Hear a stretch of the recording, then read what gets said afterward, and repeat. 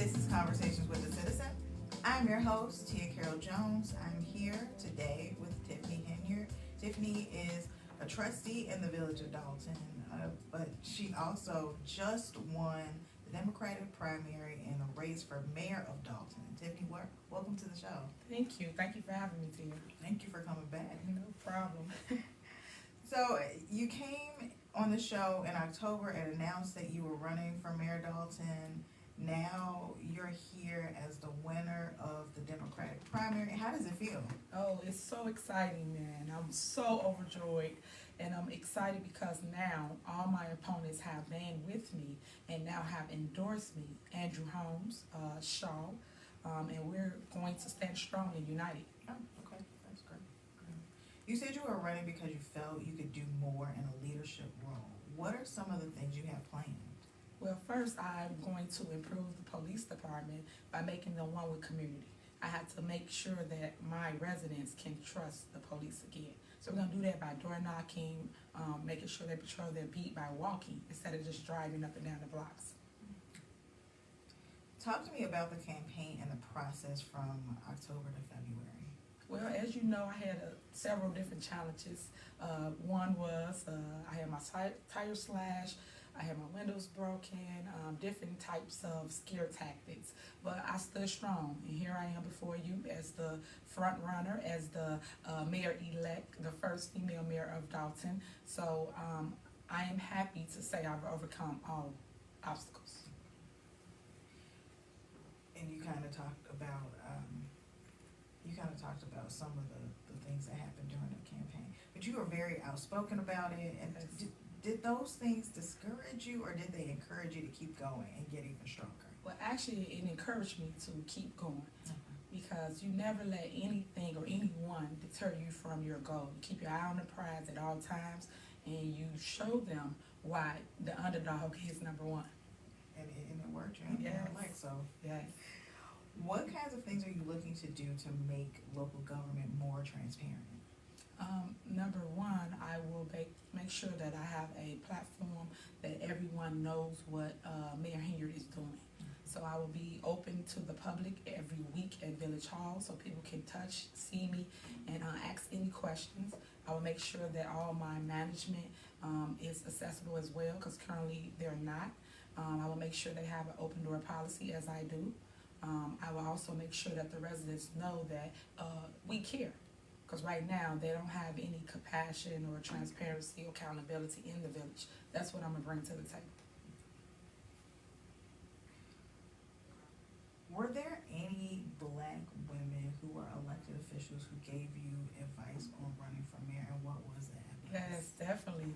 My number one supporter, Ms. Dorothy Brown.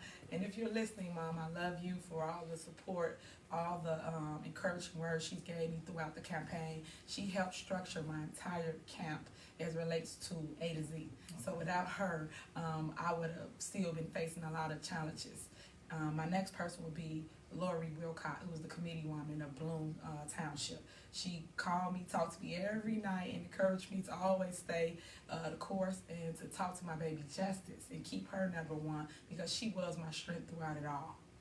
That little girl was so cute. Yes, thank you. Totally off topic, but just I guess to say that. Yes, thank you.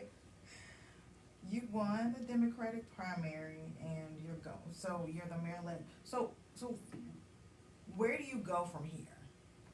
Well, first, structuring a good transition team around me. That's my number one goal. So as you know, I have Sean Howard. He's my PR person, my go-to person as it relates to structure with community, because right now we don't have no one to be our voice as it relates to what goes on. Second would be everyone else, the management team, because they are committed to everything.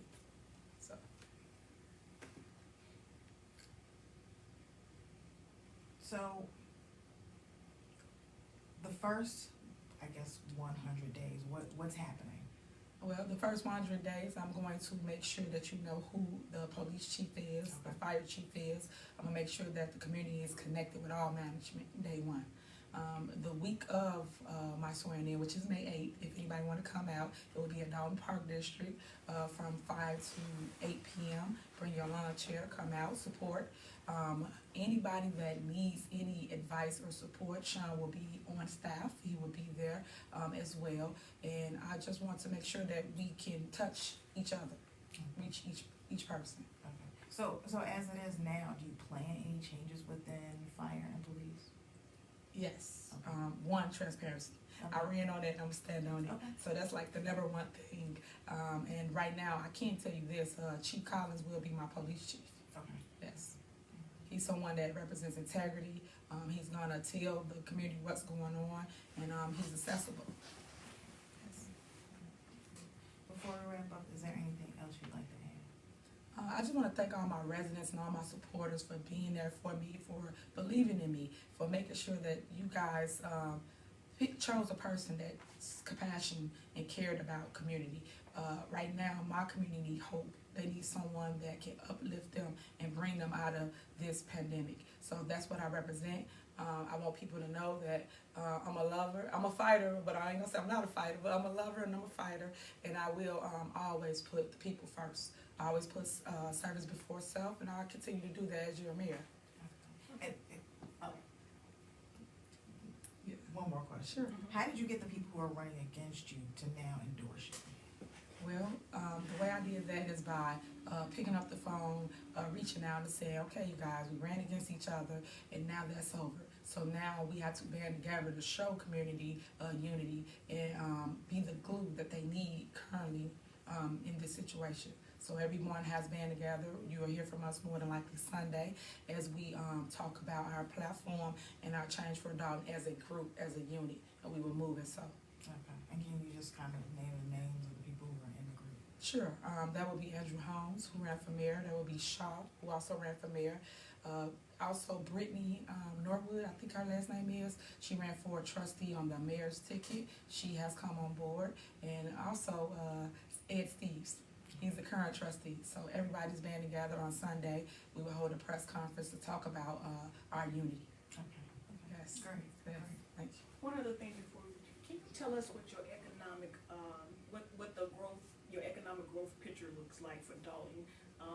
Seeing that the trend for retail stores and the big box stores, restaurants, what's your plan for Dolton?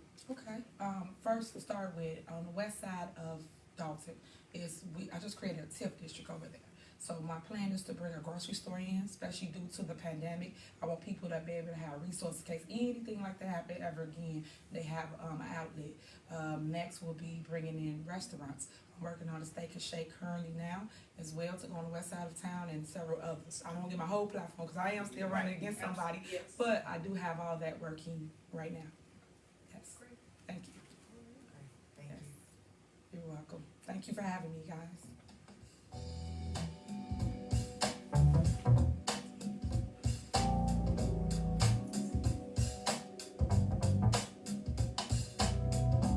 Remember to make plans to join us again next week for Conversations with the Citizen, the place where real news can be heard.